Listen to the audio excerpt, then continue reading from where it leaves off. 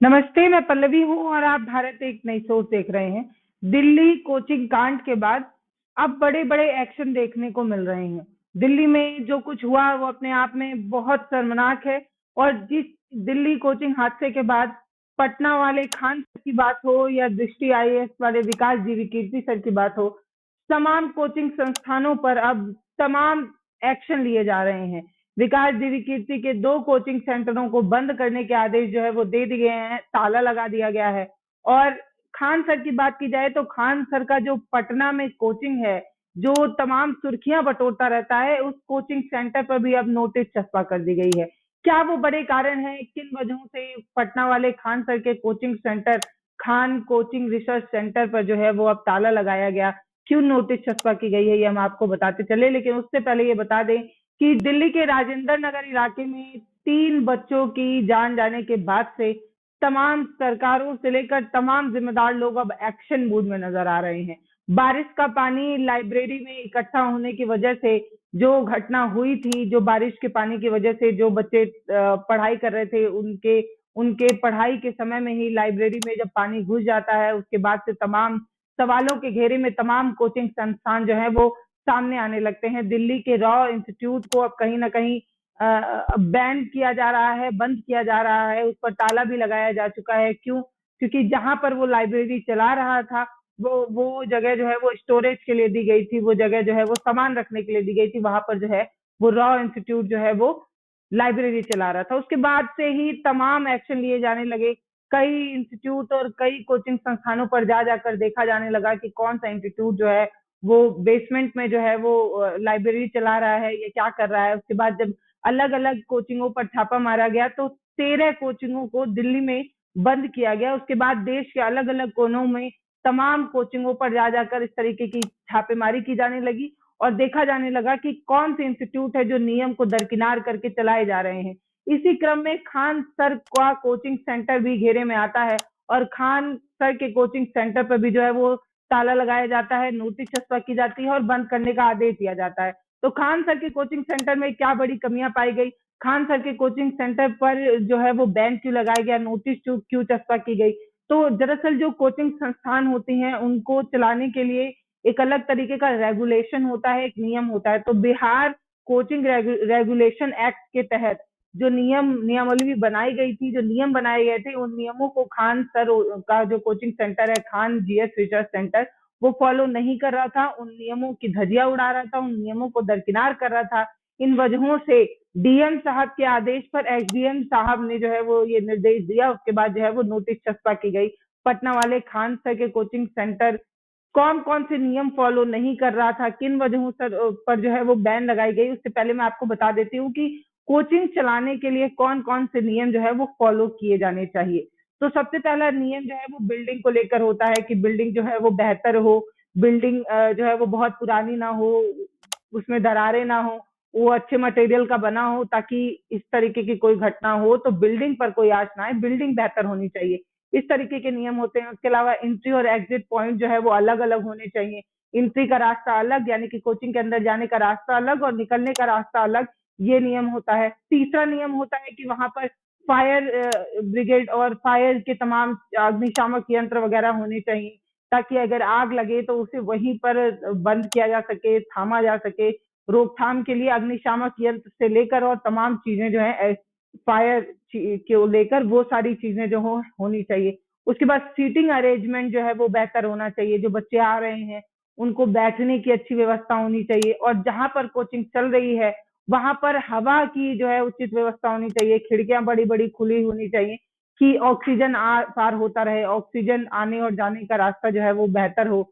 इस तरीके की चीजें होती है। प्रकाश की उचित व्यवस्था होनी चाहिए, लाइटिंग वगैरह बेहतर होनी चाहिए।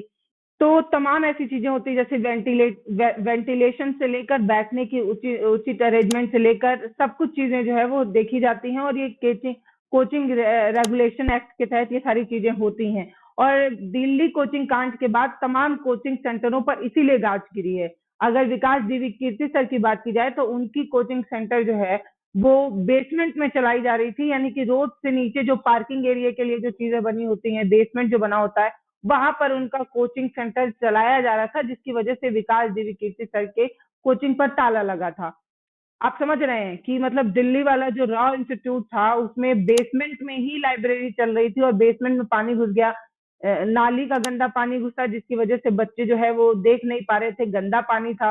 और दूसरी बात की आने और जाने के अलग अलग रास्ता नहीं था, एंट्री और एग्जिट पॉइंट अलग अलग नहीं था। इसके अलावा बहुत सी ऐसी चीजें थी जो सवालों के घेरे में थी। और तब से ही बेसमेंट में जितने कोचिंगों की लाइब्रेरी चल रही थी उन सभी कोचिंगों को जो है वो बंद किया गया था। ऐसे 13 या 14 कोचिंग जो है वो दिल्ली में बंद हुए थे, जो जो बेसमेंट में अपना कोचिंग चला रहे थे। और ये जो विकास डीवी कीर्ति सर का दृष्टि आईएएस है वो बेसमेंट में ही चल रहा था, इस वजह से उसको बैन किया गया था। अब खान सर के कोचिंग सेंटर की बात की जाए तो जब जांच की टीम वहां जाती है तो जाने के लिए उनको जो परेशानी झेलनी पड़ती है, वो जो इंस्टीट्यूट है, जो बिल्डिंग है, उसको लेकर तमाम सवाल किए जाते हैं, कागजात मांगे जाते हैं। और कागजात देने की बात जो है वो खान सर की तरफ से कही जा चुकी है कि हम जो है वो कागज आपको कल तक यानी कि आज पहुंचा देंगे। इस तरीके की बात जो है एसडीएम साहब से खान सर ने कही। इसके अलावा जो सीटिंग अरेंजमेंट है वो खान सर के कोचिंग में बेहतर नहीं पाई गई। अग्निशामक यंत्र और फायर सिस्टम जो है वो उनके कोचिंग में ठीक नहीं पाई गई। वेंटिलेशन की सुविधा उनके कोचिंग में ठीक तरीके से नहीं पाई गई। एंट्री और एग्जिट पॉइंट अलग अलग नहीं पाया गया, यानी कि जाने और आने का रास्ता अलग अलग नहीं था। इस तरीके की बात, मतलब वेंटिलेशन की प्रॉब्लम है, एंट्री एग्जिट प्रॉब्लम है, आग को लेकर जो है वो ठीक बेहतर सुविधाएं नहीं है, अग्निशामक यंत्र और फायर प्रूफ सिस्टम इस तरीके का बेहतर नहीं है। इसके अलावा सीटिंग अरेंजमेंट के अपने यहाँ उनके यहाँ प्रॉब्लम होती है, बच्चे जिस तरीके से बड़ी संख्या में खान सर के कोचिंग सेंटर पर पहुंचते हैं। तो प्रशासन की जांच के बाद कोचिंग सेंटर के बाहर एक नोटिस छपवा की गई।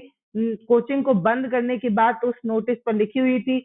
और ये सब जो है वो डीएम साहब के आदेश पर किया जा रहा था। एसडीएम साहब ने तमाम और सवाल किए खान सर से।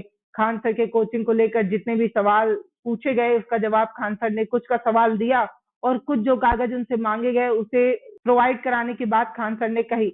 और ये सारी कमियां जो एसडीएम साहब की तरफ से उन्हें सचेत किया गया, उन्हें बताया गया खान सर को, उस पर उन्होंने कार्रवाई करने की बात कही है। बोला है कि जल्द से जल्द ये जो सारी आप प्रॉब्लम हमें बता रहे हैं, एंट्री एग्जिट प्रॉब्लम, फायर की अपनी प्रॉब्लम, वेंटिलेशन की प्रॉब्लम और ये सारी चीजें, सीटिंग अरेंजमेंट की प्रॉब्लम, ये सब जो आप हमें बता रहे हैं हम उसे जल्द ही बेहतर कर लेंगे। इस तरीके की बात खान सर की तरफ से कही गई। उसके बाद भी जो है वो नोटिस चस्पा की गई उनके कोचिंग के बाहर, कोचिंग पर जो है वो ताला लगाया गया। तो डीएम चंद्रशेखर पटना के तमाम अलग अलग कोचिंग संस्थानों पर जो है वो रेड का आदेश देते हैं। उसके बाद एसडीएम साहब ज्ञान बिंदु, जो पटना में अपने आप में भिकना पहाड़ी में एक फेमस इंस्टीट्यूट है, जैसे खान सर रिसर्च सेंटर अपने आप में फेमस है, वैसे ज्ञान बिंदु भी अपने आप में फेमस इंस्टीट्यूट है, उस पर भी जो है वो ताला लगाने की बात कही। उसमें भी कई खामियां जो है वो पाई गई, कई परेशानियां उसमें पाई गई। लेकिन चर्चा के विषय जो है वो खान सर रिसर्च सेंटर और विकास डीवी कीर्ति सर का कोचिंग ही है। तो आपको क्या लगता है, आप हमें कमेंट सेक्शन में लिखकर जरूर बताइएगा कि ये जो बड़े कोचिंग संस्थान के बड़े बड़े टीचर्स हैं जो नियमों की बात करते हैं, जो हमें नियम का पाठ पढ़ाते हैं, वही जो कोचिंग रेगुलेशन एक्ट है, जो कोचिंग चलाने के नियम है, उनको क्यों फॉलो नहीं करते, और जो चीजें, जो नियम इनको कोचिंग चलाने के लिए बनाई गई उन नियमों को क्यों दरकिनार करते हैं।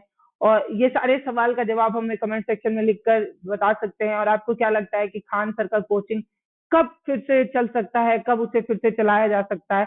लेकिन सबसे बड़ा सवाल यही है कि उनका कोचिंग बंद था, इस तरीके की जानकारी जो है वो उस तरीके से प्रचारित नहीं हुई। इसकी वजह से बहुत सारे बच्चे जो कोचिंग आए वो नोटिस चस्पा पढ़कर वापस लौट गए, क्योंकि उन्हें पहले से जानकारी नहीं थी। तो बच्चे आए और लौट गए जानकारी के अभाव में। तो ये, और जो स्टूडेंट जो तैयारी कर रहे हैं पटना में, उनको बड़ी दिक्कत हुई, क्योंकि खान सर के कोचिंग में बहुत सारे अभ्यर्थी हैं जो तैयारी करने जाते हैं। तो कोचिंग बंद होने की वजह से जो स्टूडेंट है उनको अपने आप में एक बड़ी चिंता है। लेकिन इसके अलावा बच्चे जो है वो ये बता रहे हैं कि पढ़ना हमारी जरूरत है, और इस तरीके की असुविधाओं के बावजूद भी हमें पढ़ना पड़ रहा है, ये हमारी मजबूरी है। क्योंकि आप देखेंगे तो भिकना पहाड़ी वाला जो इलाका है वो जो है वो सकरी गलियां हैं, तंग गलियां हैं, और पतली पतली गलियों के अगल बगल बड़े बड़े कोचिंग संस्थान है, भीड़ बहुत ज्यादा है। तो जो अपने आप में चिंताएं होनी चाहिए वो अपने आप में है उस इलाके को लेकर। जैसे दिल्ली के राजेंद्र नगर वाले इलाके में चिंता थी कि सकरी गलियां, तंग गलियां, बड़े बड़े इंस्टीट्यूट, भीड़, ये सारी चीजें, वही वाला सेम कुछ पटना में भी देखने को मिलता है। बाकी आप हमें कमेंट सेक्शन में लिखकर बताइएगा आपकी क्या राय है, आप क्या सोचते हैं खान सर का कोचिंग सेंटर कब चल सकता है। बाकी नियमों को ना पालन करने की वजह क्या है? क्या खान सर की पॉपुलैरिटी है जिसकी वजह से इतने बच्चे लगातार उनके कोचिंग में आ रहे हैं? बच्चों की संख्या बहुत ज्यादा है, वैसे में वो सिटिंग अरेंजमेंट कैसे बेहतर करे? बच्चों की संख्या ही इतनी ज्यादा है।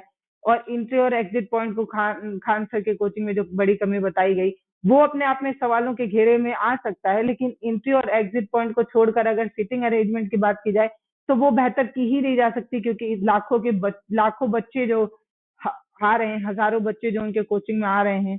ऐसे में आपको क्या लगता है? हमें कमेंट सेक्शन में लिखकर जरूर बताइएगा। धन्यवाद।